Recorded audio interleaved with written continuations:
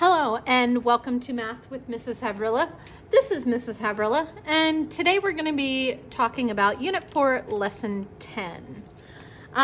In this lesson, we actually moved on from our first section of this unit in which we were doing multiplication, and we have now moved into division. And specifically, we're working with multi-digit numbers and we're looking at a variety of division strategies.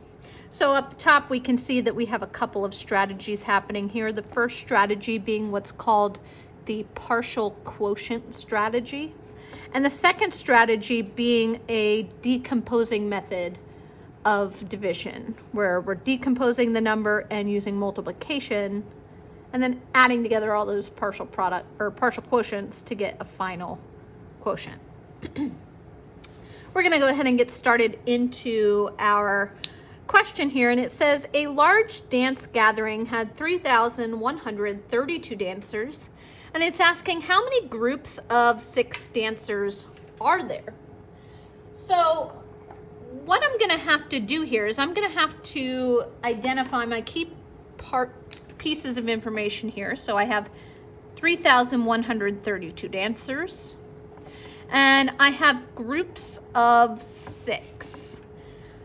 So when I'm thinking about that, and I'm trying to figure out how many groups of 6 there are, they want me first to come up with a division expression that's going to explain what's happening. So what I'm going to have to do is I'm going to have to take my 3,132 dancers, and I'm going to have to split them up into groups. The groups are sizes of 6. So I would split them by putting my division symbol to split it up into groups of 6. So the 3,132 is the dancers. The 6 is the size of the group.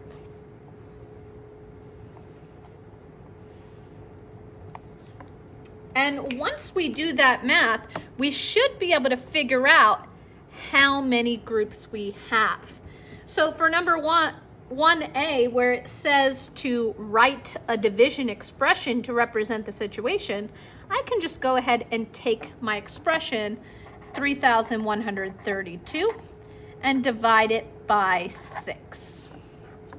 For B, it tells me to solve so that I can find out how many groups of 6 that is. In order to solve, I'm going to be using this strategy 1 here, which is called the partial quotient strategy. For those of you who have never seen this strategy before, it's not to be confused with long division. Long division is not taught until 6th grade.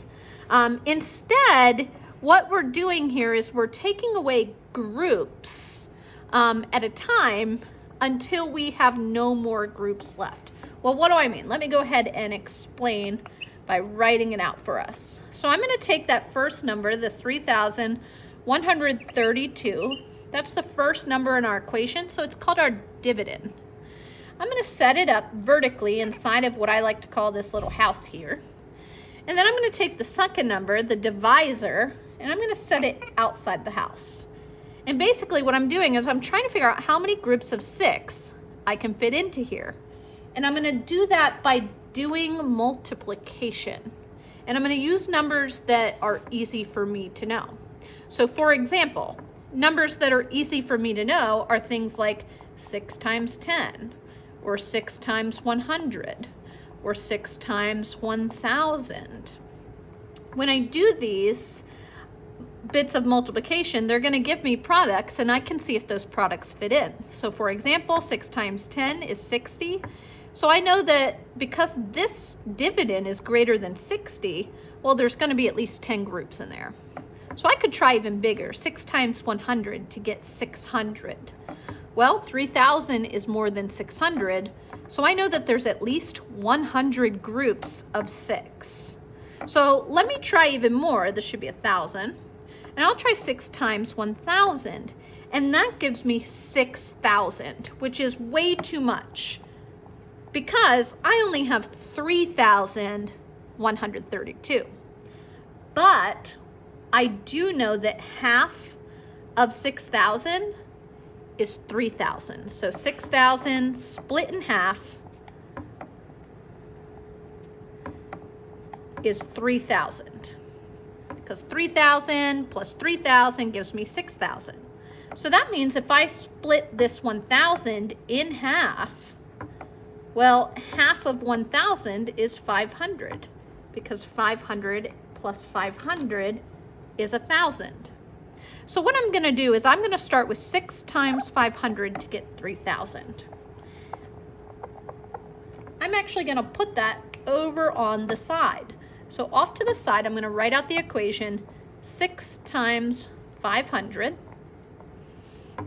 which I know is 3,000. So I'll write that under my 3,132. And I'm going to subtract that from my problem. When I do, I end up with 132. So I know right now that I have at least 500 groups of 6. Next, I have to keep going because I have 132 left. So I have to think to myself, how many times can I fit 6 into 132? Times being that key word. Well, when I think about my my 6 times tables, I have 6, 12, 18, and I know that I can always add a 0 onto that. So 60, 120, 180. 180 is too much, but 120 does fit into 132. So I'm going to do 120.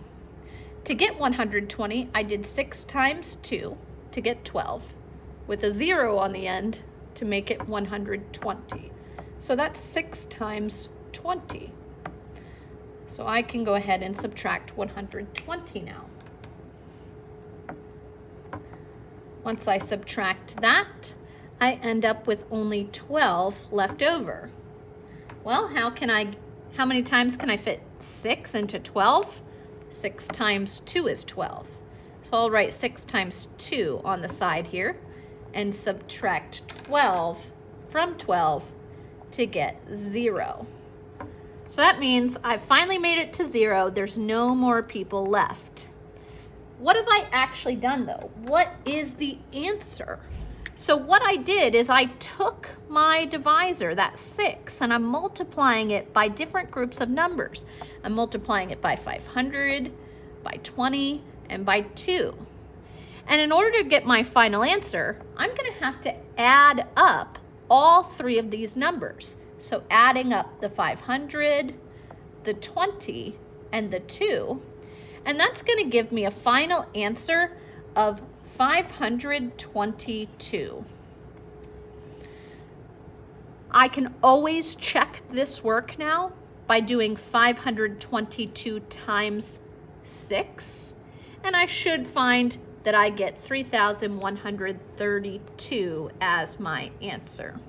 So that is our partial quotient strategy, using multiplication to find out pieces that help us to build our final quotient. Different parts all added together for that partial quotient. Answer was 522. For C, it asked if the same number of dancers were now grouped by 3, what would we have to do? Well, if I ended up getting 522 groups, and they're groups of 6, so 522 groups, and that is 6 people in a group.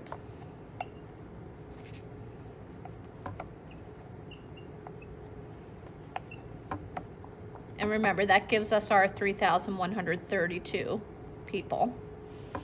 This is what I'm focusing on here. I still want to be able to say that I have 3,132 people. So that's going to stay the same. But I'm changing my 6 to a 3. So I need to figure out how many groups would that be. In order to figure this out, well, I could think about it like this. If 6 is double 3, well, then I can just go ahead and double the 522. Why? Because for every one group of 6, there's 2 groups of 3. So I can double this by saying, well, all those 6 groups, I'm going to split into 2 pieces. 522 times 2 is going to give me 1,044. Why did I do that? I did 522 times 2 to get that 1,044. Because 3 times 2 gives us 6. So by by having half the amount of people in the group, I ended up having double the amount of groups. My final answer here was 1,044 for C. 1,044 groups of 3.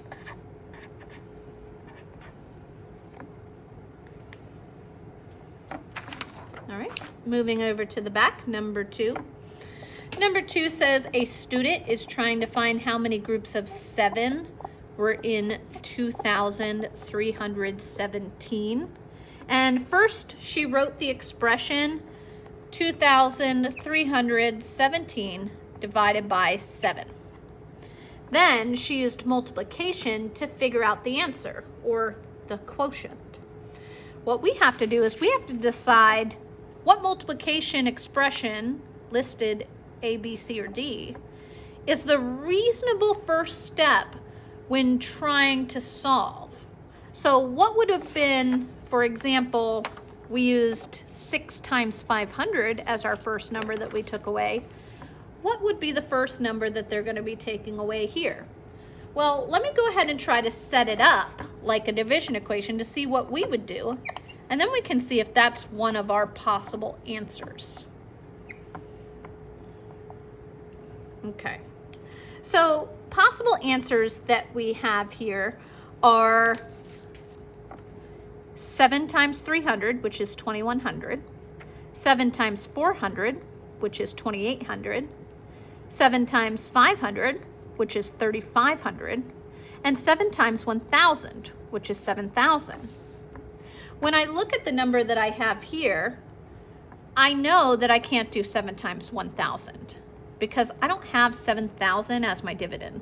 I only have 2,317, which means I also can't do 7 times 500 because that is 3,500. And again, I only have 2,317. So I'm going to cross both those out. Then I have 7 times 400, which is 2,800. But again, 28 is too much. I only have 23. So I'll have to cross that out, which means the first one that I would want to try if I were solving would be 7 times 300. Because when I do that and get 2,100, I am able to subtract and get a difference below.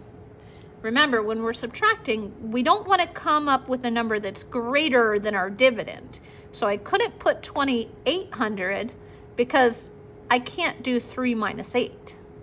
I couldn't put 3,500 because I can't do 23 minus 35. So just being mindful of the subtraction that's going to take place and knowing that when I multiply, I don't want this product to be greater than this dividend. So our answer for D would have to be D. Or sorry, for our answer for 2 would have to be D because it is the only product that has a dividend smaller than 2,317.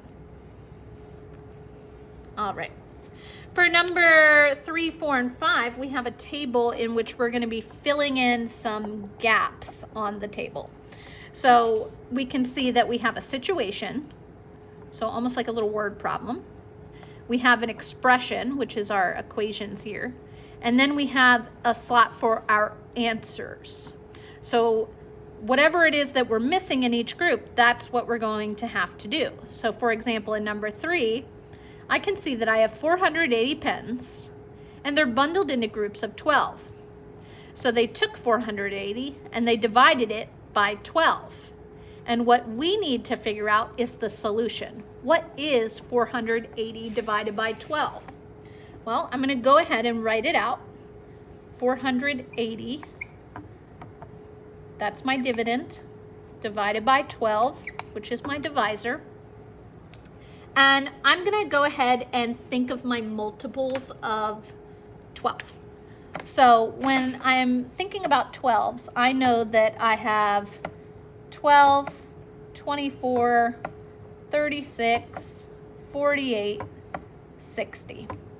And I can add zeros onto the end of all of these numbers, and I know that they'll still be multiples of 12.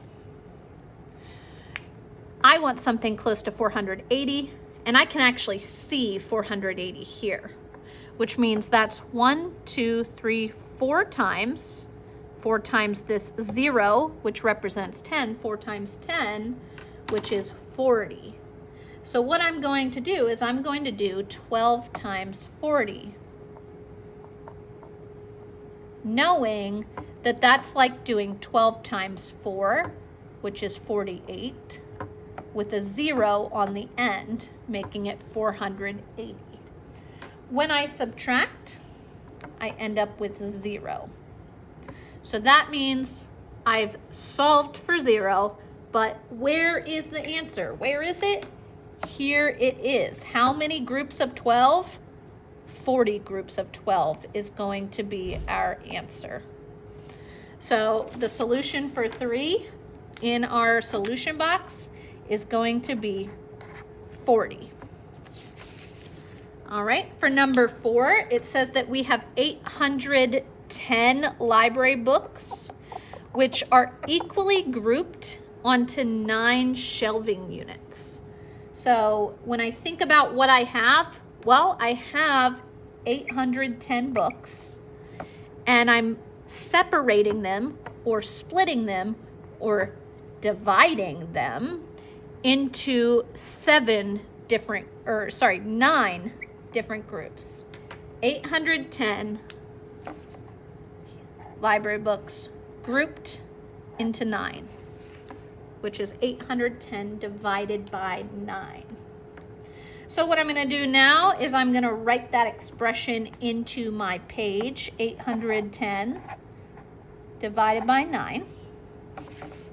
And I can see that it's also not solved, so I need to fill in the solution for number 4 as well. So I'm going to set that up vertically here. So I've got 810. I'm dividing it by 9. The 810 is the dividend. The 9 is the divisor. And I'm going to think about those multiples of 9, just like I did with the 12. So when I'm thinking about 9, I'm counting, 9, 18, 27, 36. And I'm going up higher and higher and higher until I get to 81. 81 is a multiple of 9. In fact, 9 times 9 is 81. So off to the side, I'm going to do 9 times 9, which I know is 81, but I need a 0 on the end. I need it to be 810, not 81. So I'm going to add a 0 onto the end of this 9 to make it 90. That way, when I do my multiplication, I can add a 0 to get 810. When I multiply, I do 9 times 9 to get 81. And I have 1 0, so I'm going to put 1 0 on the end. Now I can go ahead and subtract to 0. So what's my answer? The answer is 90 books on the 9 shelves. That 90 that we used. I'm going to go ahead and write that into the line. Now when I look at 5, I can see that I only have an expression. I don't have a situation. I don't have a solution. So that means I get to make up my own situation for this last one.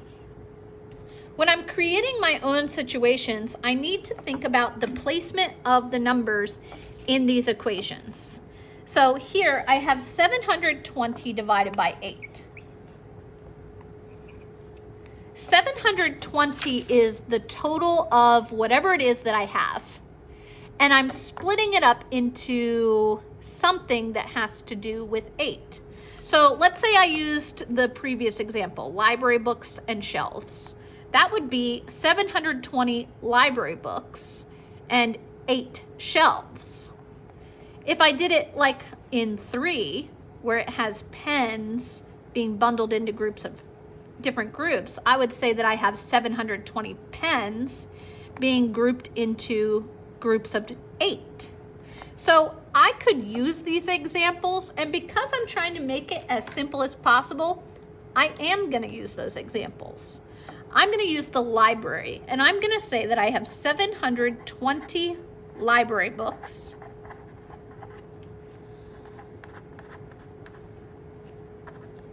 equally grouped. And notice how I'm using the 720 that we had from our expression, not that 810 from before. So instead of being equally grouped into 9, I need it equally grouped onto 8 shelves.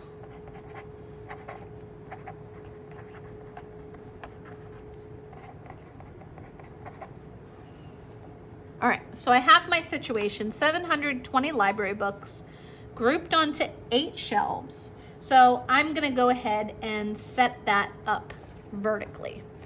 I'll do 720 divided by 8.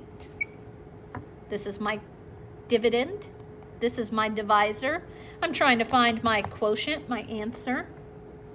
And I'm gonna think about my multiples of 8. So I'm counting in my head. I'm saying, 8, 16, 24, 32. And I'm just gonna keep on counting all the way up until 9, because I know that 8 times 9 is 72.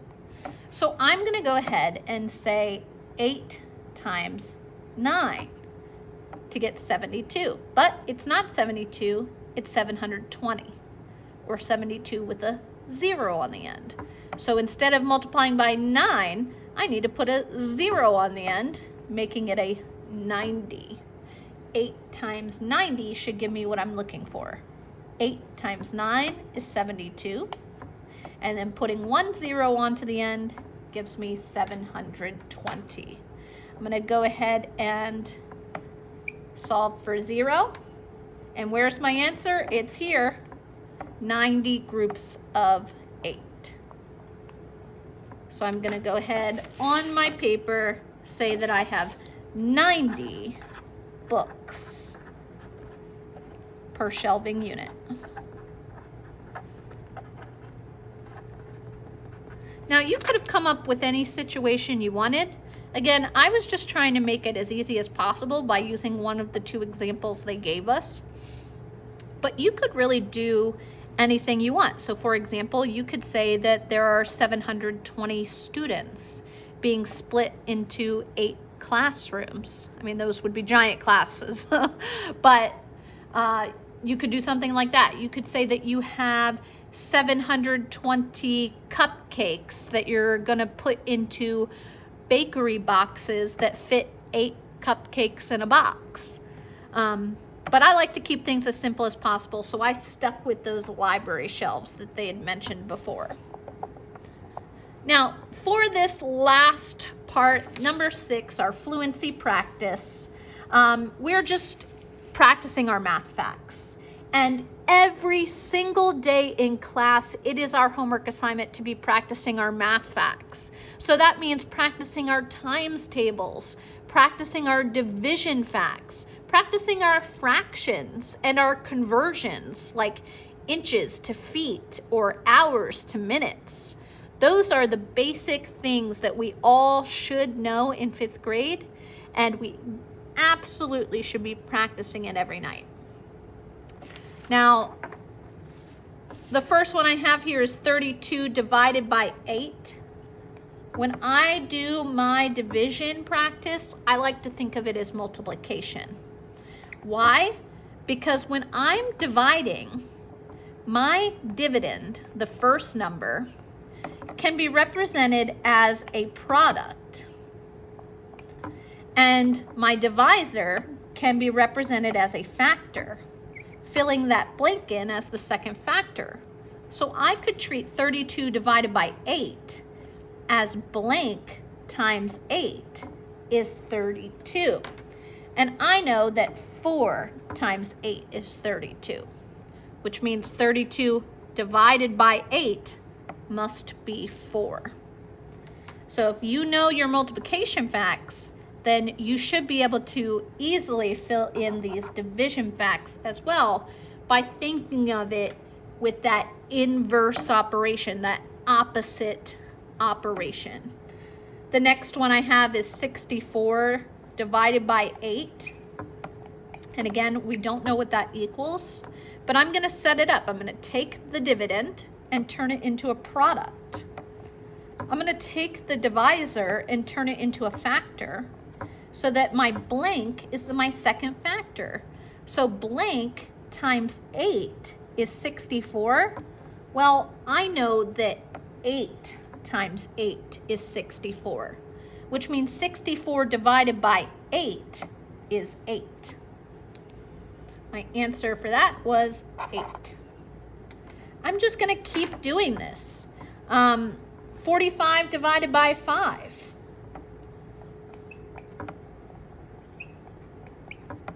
Again, the dividend becomes the product. The divisor becomes a factor. The blank is another factor. Blank times 5 is 45. Well, 9 times 5 is 45. So that means 45 divided by 5 must be 9.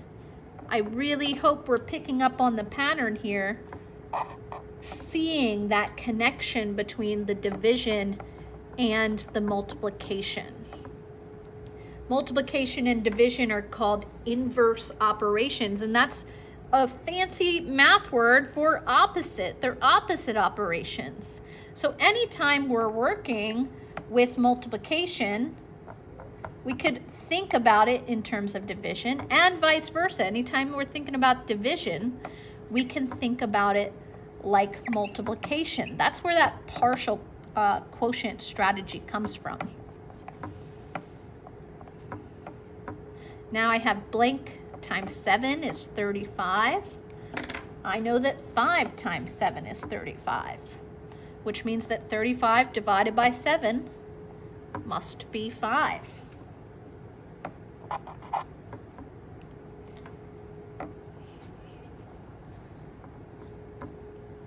I have 36 divided by 4 equals blank.